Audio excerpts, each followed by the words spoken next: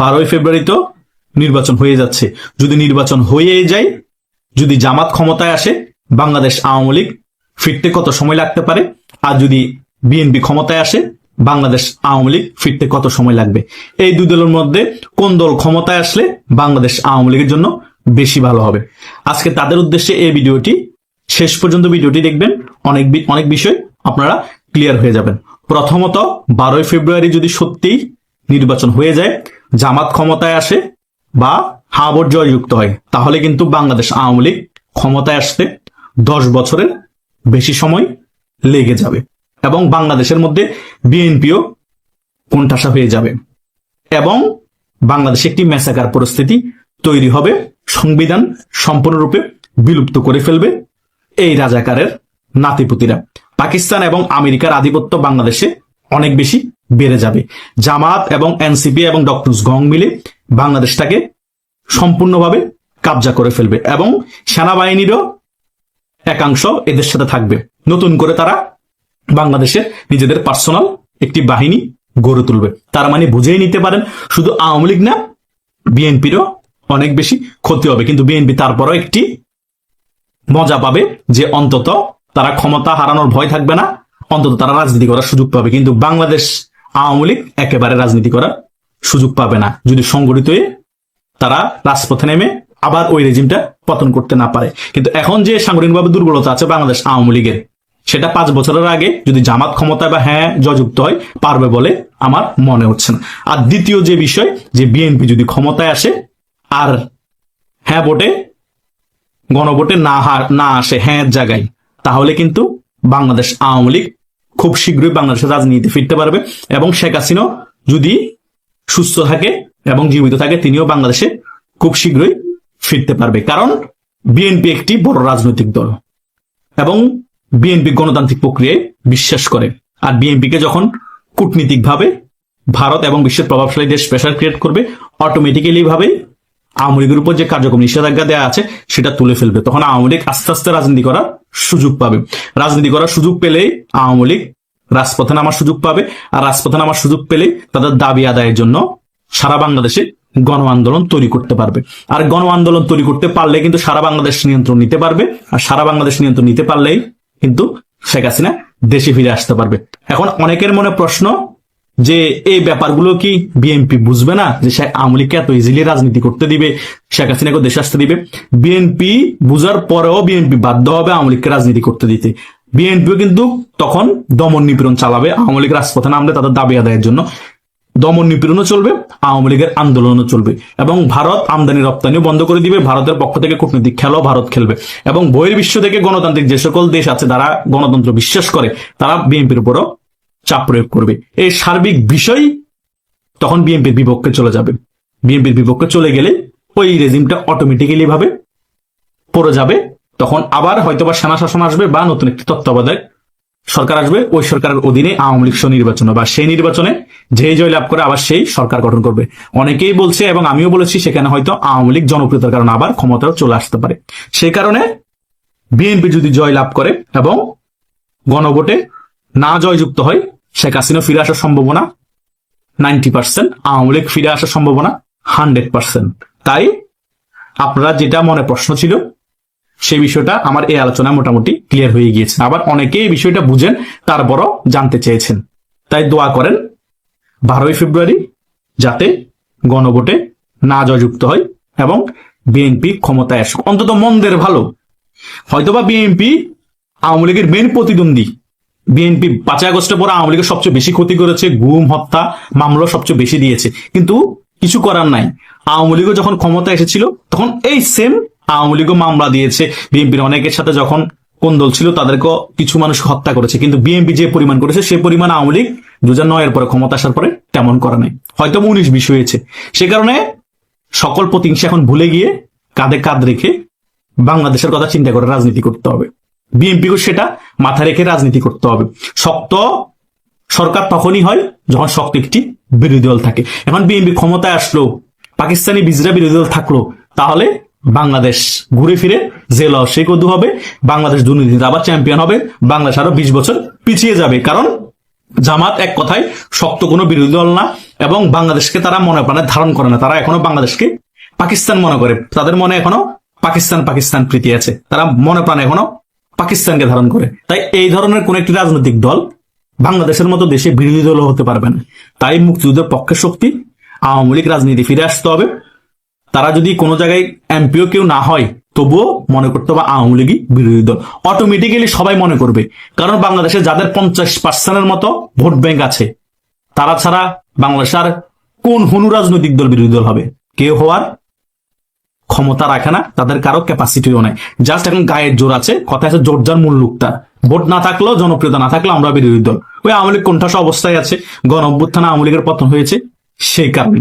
আর এই গণ অভ্যুত্থানে আওয়ামী লীগের পতনেরও দরকার ছিল, কারণ আওয়ামী লীগ একেবারে নিজেদের মধ্যে কোন্দল করে গ্রুপিং করে দলটাকে শেষ করে দিয়েছে, হাইব্রিডে দলটাকে ভরিয়ে ফেলেছে। যারা ত্যাগী তারা এমপি হতে পারেন, উপজেলা চেয়ারম্যান হতে পারেন, অশিক্ষিত মূর্খরা টাকার বিনিময়ে উপজেলা চেয়ারম্যান এমপি হয়ে গিয়েছে। তাই পতন হয়েছে, ভালো হয়েছে। এখন বুঝতে পেরেছে কোথায় কোথায় ল্যাকিংস আছে, সেই ল্যাকিংস গুলো দেখে সাংগঠনিক ভাবে আরো শক্তিশালী হয়ে আরো পরিপূর্ণ হয়ে আওয়ামী লীগ ফিরে আসবে। এটা তৃণমূলের জন্য ভালো হবে, দলের জন্য ভালো হবে। এবং হাইব্রিড কারা সেটা মোটামুটি এখন ক্লিয়ার হয়ে গিয়েছে। সামনে যাতে হাইব্রিডরা আবার আওয়ামী লীগের মধ্যে ঢুকে আওয়ামী লীগের ক্ষতি না করতে পারে, গুপ্তরা আওয়ামী লীগের মধ্যে ঢুকে ক্ষতি না করতে পারে, সেদিকেও লক্ষ্য রাখতে পারবে। এখন এটা আমি ধারণা করছি যে এই সকল বিষয়ে আওয়ামী লীগ ঠিক করে আবার ফিরে আসবে, কিন্তু আদৌ কি ক্ষমতায় যখন আসবে এগুলো ঠিক হবে? যদি ঠিক না হয়, এই 5 আগস্ট কিভাবে পতন হয়েছে তার 10 গুণ খারাপ অবস্থা আওয়ামী লীগের আবার পতন হবে। কিচ্ছু করার নাই, কারণ এক ভুল আপনি বারবার করতে পারবেন না। নেড়া কিন্তু বেলতলায় একবার যায়। যখন আপনি বেলতলা বারবার যাবেন, তখন আপনার আহালে মা দাচ্চত বলে কি হবে? আপনাকে মানুষ গালি দিবে। এটাই হচ্ছে বাস্তবতা। কারণ রাজনীতিতে আপনি একই ভুল বারবার করতে পারবেন না। যে ভুলটা আপনি একবার করেছেন সেটা পরবর্তীতে সংশোধন করে আপনাকে ফিরে আসতে হবে, তাহলে আপনি বাংলাদেশের রাজনীতি টিকে থাকতে পারবেন। কারণ বাংলাদেশের রাজনীতি হচ্ছে নোংরা রাজনীতি। এখানে বারবার একই ভুল করলে আপনাকে কেউ মনেও রাখবে না, আপনাকে কেউ ভালোবাসবে না, সম্মান করবে না, আর আপনি বাংলাদেশের রাজনীতি টিকেও থাকতে পারবেন না। এটাই হচ্ছে রিয়েলিটি। কেউ মানেন আর না মানেন, সত্য সবসময় কারাক হয়, সত্য অনেকের কাছে খারাপ লাগে, কিন্তু সত্য তো তুলে ধরতে হবে, সত্য কথা বলতে হবে। তা না হলে এই বিষয়গুলো অনেকে বুঝবে না, ঠিকও করবে না। আমি যে সকল বিষয় এই ভিডিওতে আলোচনা করেছি, এগুলা মুক্তিযুদ্ধের পক্ষের শক্তি বিএনপির জন্য এবং আওয়ামী লীগের জন্য খুবই ভালো কিছু বয়ে আনবে, যদি এই বিষয়গুলো আপনারা আমার ভিডিও থেকে দেখতে পান। বাংলাদেশের সামগ্রিক অবস্থা বিবেচনা করে আপনাদের কি মনে হয় না যে জাহান্নামের কথা আমরা শুনি, যে জাহান্নামের আগুন, জাহান্নামের যে বন্ধ ব্যবস্থা, সবচেয়ে ভয়ঙ্কর বন্ধ ব্যবস্থা, সেই বন্ধ ব্যবস্থাকে মনে হচ্ছে যে আমাদেরকে ছাড়িয়ে যাচ্ছে। এবং এই ছাড়িয়ে যাওয়া বন্ধ ব্যবস্থা আমাদের অন্তর্বর্তীকালীন সরকার করেছে। একটা বড় পরিবর্তন হয়েছে। শেখ হাসিনা খারাপ, শেখ হাসিনার মতো বাজে নিকৃষ্ট মানুষ বাংলাদেশে হয় না। সেই বাজে নিকৃষ্ট মানুষটাকে আমরা বড় একটা আন্দোলনের মধ্যে দিয়ে শেষ করে দিয়েছি, তার অস্তিত্ব এখন আর নাই। এখন অন্য একটা সরকার ব্যবস্থা আছে, একটা গণমাধ্যম গণবান্ধব একটা সরকার ব্যবস্থা, যে সরকার ব্যবস্থা জনগণের ম্যান্ডেট নিয়ে তৈরি হয়েছে, জনগণ আন্দোলন করেছে, জনগণ এই সরকার ব্যবস্থাটাকে ক্ষমতায় আনার ব্যবস্থা করে দিয়েছে। এক কথা বলতে গেলে গণসম্পৃক্ত একটা সরকার। এই গণসম্পৃক্ত সরকার তাহলে গণগণকে কেন হত্যা করছে? মবক্রেসির মধ্যে দিয়ে হত্যা করছে, গণপিটুনির মধ্যে দিয়ে হত্যা করছে। বিভিন্নভাবে আমরা খবর পাচ্ছি, অজ্ঞাতনামা লাশ পাচ্ছি। বরাবরের মতো নির্বাচনের ঠিক 10 দিন থেকে 12 দিন আগে এরকম খবর কি আমাদের জন্য একটু স্বস্তিদায়ক বা অস্বস্তিদায়ক হওয়ার কথা না? স্বস্তিদায়ক কাদের জন্য? অন্তর্বর্তীকালীন সরকার তাহলে ধ্বংসযজ্ঞ চালাতে সফল হয়েছে, তাদের জন্য স্বস্তিদায়ক। আমরা যেটা চেয়েছি, যেভাবে বাংলাদেশ পরিচালিত হবে, সেই পরিচালনার বন্ধ ব্যবস্থা আমরা পাইনি। সেক্ষেত্রে আমরা অসন্তুষ্ট প্রকাশ করছি যে না, আমরা এই বন্ধ ব্যবস্থাকে কোনোভাবে সমর্থন করছি না, আমরা এই বন্ধ ব্যবস্থার আগে পরে থাকছি না। আমরা যে বন্ধ ব্যবস্থা চেয়েছি, সেই বন্ধ ব্যবস্থার নামে আমাদেরকে মূল্য ঝুলিয়ে দিয়েছে অন্তর্বর্তীকালীন সরকার। জাহান্নামের আগুনে জ্বলছি, এই সরকার জাহান্নামের আগুন তৈরি করে ফেলেছে বাংলাদেশটাকে। এমন এক জাহান্নামে এখন এই বাংলাদেশ পতিত হয়েছে, এই জাহান্নাম থেকে আর মানুষ ওই যে পরকালে যে জাহান্নাম, সেই জাহান্নামে যাওয়ার চিন্তা ভাবনা করবে না। কারণ এই জাহান্নাম দেখেই মানুষের মধ্যে একটা ভয়, ভীতি, আতঙ্ক বড়ভাবে পেয়ে বসেছে। এখন যারা জাহান্নামের কথা চিন্তা করবে, যে পরকালের জাহান্নাম, যে এই জাহান্নামে এই অবস্থা, তাহলে পরকালের জাহান্নামের কি হতে পারে? তাহলে তাদেরকে আর জান্নাত জাহান্নামে যাওয়ার চিন্তা থাকবে না, তারা এই বাংলাদেশেই থাকতে চাইবে। কিন্তু এই বাংলাদেশটাকে অন্তর্বর্তীকালীন সরকার কি করেছে? অন্তর্বর্তীকালীন সরকার ক্ষমতায় আসার পরে তার অবদান কি, সেই অবদানটা আমরা শুনতে চাই। অবদানটাই কিছু কিছু গবেষণার দল বের করার চেষ্টা করেছে, যে অন্তর্বর্তীকালীন সরকার আসলে কি করেছে, তার অবস্থান কোথায় ছিল, তিনি কি করতে চেয়েছেন, তিনি জনগণকে কি প্রত্যাশা দিয়েছিল, জনগণের প্রত্যাশা তিনি কিভাবে ধ্বংস করেছে, আগামীতে তিনি নির্বাচন দিবেন কিনা, আর নির্বাচনের আগ মুহূর্তে এত ধ্বংসযজ্ঞের পরে এই সরকার ক্ষমতাচ্যুত হয়ে গেলে এই সরকারকে বিচারের আওতায় আনা হবে কিনা, বা এই যে মভতন্ত্র চলছে, গণপিটুনি চলছে, অজ্ঞাতনামা লাশ যে ধীরে ধীরে বাড়তে শুরু করেছে, এর একটা সমাধান এই অন্তর্বর্তীকালীন সরকারের প্রধান উপদেষ্টা ডক্টর মোহাম্মদ ইউনূস বা তার উপদেষ্টা পর্ষদ মণ্ডলী যেটা আছে, তারা সমাধান দিয়ে যাবেন কিনা। আমরা চাই, আমরা সুস্থ একটা বন্ধ ব্যবস্থা চাই। আমরা প্রত্যেকটা হত্যাকাণ্ডের পুঙ্খানুপুঙ্খভাবে তদন্ত করতে অন্তর্বর্তীকালীন সরকারকে অনুরোধ জানাই। এবং আপনি ক্ষমতা ছাড়বেন, আপনি কারো ব্যবস্থা করে যেতে পারেন নাই। হাদিকে হত্যা করা হয়েছে,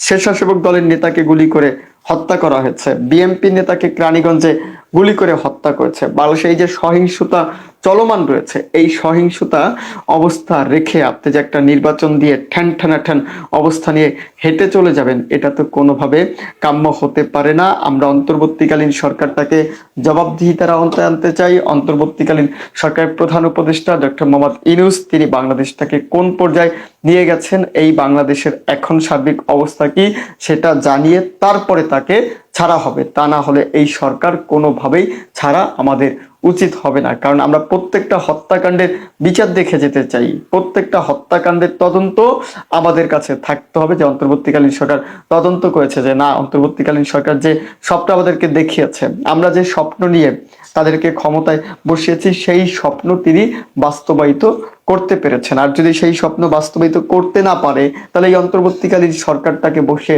কি লাভ হয়েছে? তাহলে তো আগে যে সরকার ছিল, শেখ হাসিনার সরকার, অনির্বাচিত সরকার, জনগণের ভোটে না পেয়েও সরকার হয়েছে, জনগণের ম্যান্ডেট না নিয়ে সরকার হয়েছে, সেই সরকারই তো ভালো ছিল। তাহলে সেই সরকারের সময় তো এত মবতন্ত্র ছিল না, এত গণপিটুনি ছিল না, এত অজ্ঞাতনামা লাশ ছিল না। তাহলে এই সরকার এত অজ্ঞাতনামা লাশ দিল, গণপিটুনিতে মানুষ হত্যার মতো ঘটনা ঘটালো, মবক্রেসিস করলো, বিভিন্ন পত্র পত্রিকা আগুন দিয়ে জ্বালিয়ে দিল, তাহলে ফলাফল কি হলো? ফলাফল হচ্ছে একটাই, যে এই সরকার একটা ব্যর্থ সরকার, এবং এই ব্যর্থতার দায় তিনি কোনোভাবেই এড়িয়ে যেতে পারেন না। প্রত্যেকটা বিষয় তার হিসাব দিয়ে তারপরে যেতে হয়। বলছে যে গত বছরে ডিসেম্বর ও চলতি বছরের জানুয়ারি মাসে তুলনামূলক বিশ্লেষণ করে মানবাধিকার সংস্কৃতি ফাউন্ডেশন MSF বলছে, গণপিটুনি বা মব সন্ত্রাসে জানুয়ারিতে নিহতের সংখ্যা বেড়ে দ্বিগুণ হয়েছে, একই সঙ্গে বেড়েছে অজ্ঞাতনামা লাশের সংখ্যাও।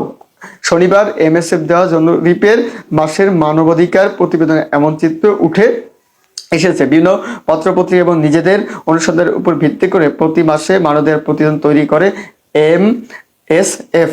মব সন্ত্রাস, মানুষের হত্যার ঘটনা সরকারের আমলে বেড়েছে উল্লেখ করে MSF এর প্রতিবেদনে বলা হয়, চলতি বছরের জানুয়ারি মাসে মব বা গণপিটুনিতে 28টি ঘটনা ঘটেছে। এসব ঘটনায় নিহত হয়েছে 21 জন। গত ডিসেম্বর এ ধরনের 24টি ঘটনায় নিহত হয়েছে 10 জন। ANS বলেছে, গণপিটুনি ঘটনায় তাইতে নিহত আহতের সংখ্যা বৃদ্ধি পাওয়া, আইনের শাসনের প্রতি জনগণের আস্থাহীনতা এবং প্রাতিষ্ঠানিক বিচার ব্যবস্থার দুর্বলতা প্রকাশ করেছে। মানবাধিকার সংস্থাটি মনে করে, আইন অবজ্ঞা করে গণপিটুনি দিয়ে হত্যা করা অবশ্যই ফৌজদারি অপরাধ, যা বিচার বহির্ভূত হত্যাকাণ্ড হিসেবেই গণ্য হয়ে থাকে। প্রতিবেদন অনুযায়ী জানুয়ারি মাসে 57টি অজ্ঞাতনামা লাশ উদ্ধার হয়েছে, ডিসেম্বরে ছিল 48টি। NSF বলছে, অজ্ঞাতনামা লাশ উদ্ধারের সংখ্যা বৃদ্ধি পাওয়া সমাজের সহিংসতা, গুম ও বহির্ভূত হত্যাকাণ্ডের সংখ্যা আরো জোরদার করে দিয়েছে। অন্তর্বর্তীকালীন সরকার প্রতিবেদন কি বলছে আমি কিছু অংশ আপনাকে পড়ে শোনালাম। অন্তর্বর্তীকালীন সরকার গুম করছে না, কারণ এই সরকারটা জনগণের সরকার। অজ্ঞাতনামা লাশ পাওয়া যাচ্ছে না, অজ্ঞাতনামায় কেউ হত্যাকাণ্ডের শিকার হচ্ছে না, বিচার বহির্ভূত হত্যাকাণ্ডের শিকার হওয়ার কথা না, সেটা কেউ হচ্ছে না, কারণ এই সরকারটা জনগণের সরকার। আওয়ামী লীগ যখন ছিল তখন বিচার বহির্ভূত হত্যাকাণ্ডের ঘটনা ঘটতো, আওয়ামী লীগ যখন ছিল তখন সহিংসতা বেড়েছে, আওয়ামী লীগ যখন ছিল আওয়ামী লীগ গুমের সাথে সম্পৃক্ত ছিল। কিন্তু এই যে মানবাধিকার সংস্থাগুলো যেভাবে রিপোর্ট দিচ্ছে, তাতে কি আপনাদের দিন শেষে এখন ভাবতে হয় না গভীরভাবে যে অন্তর্বর্তীকালীন সরকারের বন্ধ ব্যবস্থা, অন্তর্বর্তীকালীন সরকারের বিচার ব্যবস্থা, অন্তর্বর্তীকালীন সরকারের ক্ষমতা নেওয়ার প্রক্রিয়া, পরবর্তীতে সহিংসতা বৃদ্ধি পাওয়া, অজ্ঞাতনামা লাশ পাওয়া, এগুলোই তো প্রমাণ করছে যে অন্তর্বর্তীকালীন সরকারের সময়ও বরঞ্চ বিগত সময়ের যে সরকার ছিল তাদের থেকে গুম, হত্যাকাণ্ড, বিচার বহির্ভূত হত্যাকাণ্ড আরো কয়েক গুণ বৃদ্ধি পেয়েছে। যত দোষ নন্দঘোষ, আপনার দিন শেষে আওয়ামী লীগেরই হচ্ছে গিয়ে করেন, দোষারোপ করেন যে না, আওয়ামী লীগই সকল হত্যাকাণ্ডের সাথে জড়িত, তারাই গণহত্যা চালিয়েছে, তারাই গুম চালিয়েছে, তারাই অজ্ঞাতনামা লাশ উপহার দিয়েছে, তারাই সহিংসতা ছড়িয়েছে। তাহলে এই সরকার তো সহিংসতা, গুম খুম কোনো কিছুকেই সমর্থন করে না। তাহলে এই সরকারের সময় এই ঘটনাটা ঘটছে কেন? অন্তর্বর্তীকালীন সরকার, ইউনূস সরকার, আপনাদের আমাদের মনোনীত সরকার, সেই মনোনীত সরকার যদি এরকম হয়, তাহলে আওয়ামী লীগ যে অমনোনীত সরকার ছিল সেই সরকারই তো তাহলে ভালো ছিল। ভালো থাকবেন, সুস্থ থাকবেন, শুভকামনা।